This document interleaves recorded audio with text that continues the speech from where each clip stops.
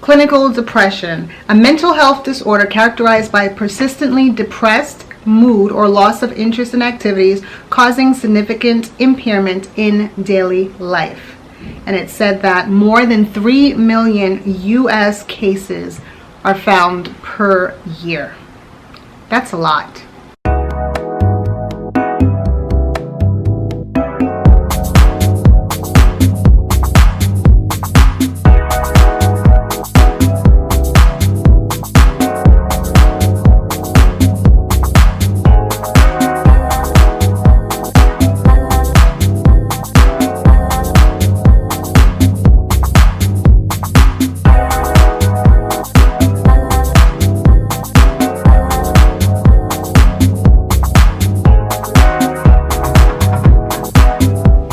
Hi guys, and welcome back to my channel. I am Natasha Charmaine. Welcome. Today's video is going to be a little bit different. I am going to talk about something that isn't talked about a lot and isn't always dealt with in a way that is beneficial to the person who's dealing with it. But today is going to be some real talk. I hope you guys do watch this video and that you do take away something from it in the event that you end up dealing with it yourself or with someone that you care about or know who may be dealing with it. Stick around and let's talk. So at the beginning of the year, actually literally on January 1st, I lost a family member to clinical depression. I was unaware that this person was clinically depressed. I feel very sad, and a lot of the times you feel that if you knew, you wish there was something that you could do. And while I am not an expert on this is not a sponsored video, paid video. This is just me talking about my feelings and through the research that I've done regarding it. So yes, I feel very sad. I feel a ways about it. So basically what I've learned is that clinical depression it's basically a lack of desire to do anything. The symptoms are like tiredness, sleepiness, thoughts of suicide, a lack of desire to do anything or participate in anything. Any of those symptoms can last 2 weeks or more, then you can be diagnosed as clinically depressed. Now, I myself have never been depressed. I don't know anyone who has been depressed, but clinical depression obviously is something that you have to be diagnosed with, and it's like another level of depression. It's not just, oh, I lost my job, oh, I lost my dog or my cat. I at one time thought I may have been depressed because I lost my cat, and I just went through it. I've had her for a long time. She was like a child to me, and it was just really hard getting past it. But I would say it was probably a slight bit of depression, just thinking about her a lot and always a little bit sad, but most people do get over those things and most people do get past it. So that would be just a regular type of depression, but clinical depression is something totally different. Anyone who suffers from depression at a time in their lives of hardship can be considered clinically depressed or can move on to clinical depression. And it also can be generational, so it can be passed down from one family member to the next generation. The other thing that I learned about that is that it can stem from a childhood. So where a child may have been exposed to some sort of trauma in their lives, and basically not knowing how to deal with that trauma, and then going through life dealing with more stress and more trauma can actually bring on the causes of clinical depression once they are diagnosed with all of the symptoms that I mentioned earlier.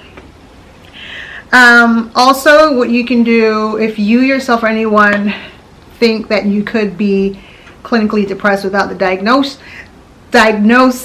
without being diagnosed is you can get a good history of your family depression, any psychiatric disorders or medical conditions or any substance abuse that may be within the family. Okay, so things that I have learned not to say to a person who is clinically depressed.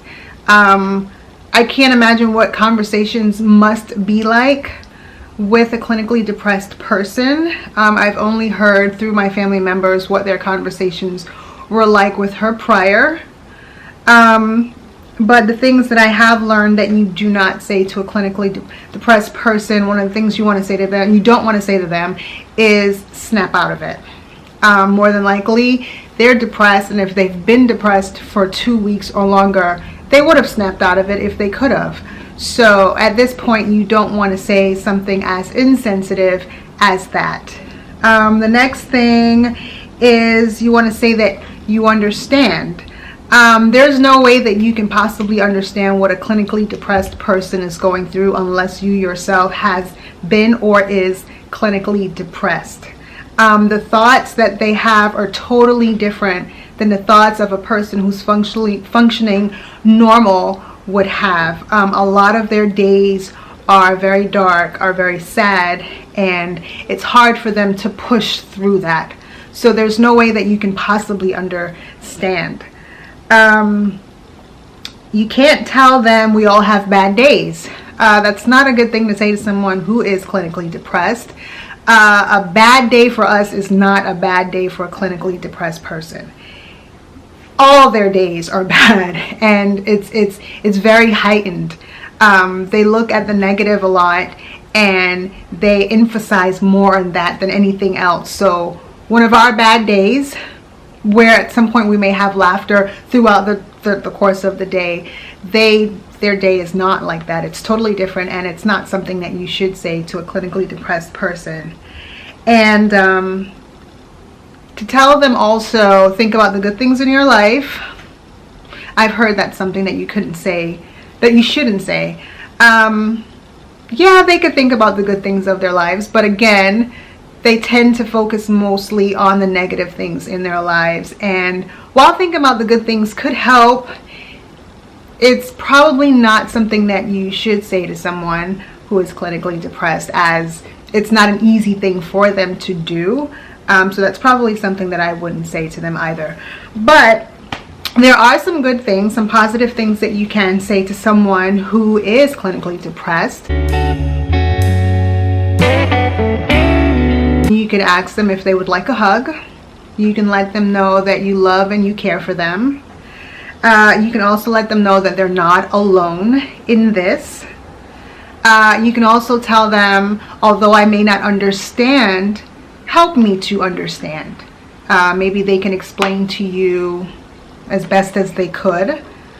Another good thing you can say to them is, would you like to talk about it? So that would go into, you know, helping me understand, or would they like to talk about their feelings, how they're feeling at that moment. And definitely one thing you want to say is that you are here and that you always care. This way you're giving them positive affirmations all the time, and they know that they can count on you at any time. So those are the things that I have learned as I had to educate myself on the matter as well. If she were still here and I could, you know, talk to her, those are the things that I've learned that I wouldn't say, I would say. And you know, it's all a little too late, but if you are suffering, or anyone you know that is suffering from clinical depression, be sensitive. I would be sensitive. I would be sensitive. I would consider what I say to them, and I would try to be there. Or not try to be there, I would be there. Because we all say that we're going to do this and we're going to do that, and they should do this and they should do that. But what's most important is that we actually do. That way we don't lose the people that we care about and the people that we love through it. So, with that said, just sharing my feelings. Again, different type of video. Be sure to subscribe to my channel. Hit the like button if this was helpful. and I will see you in my next one.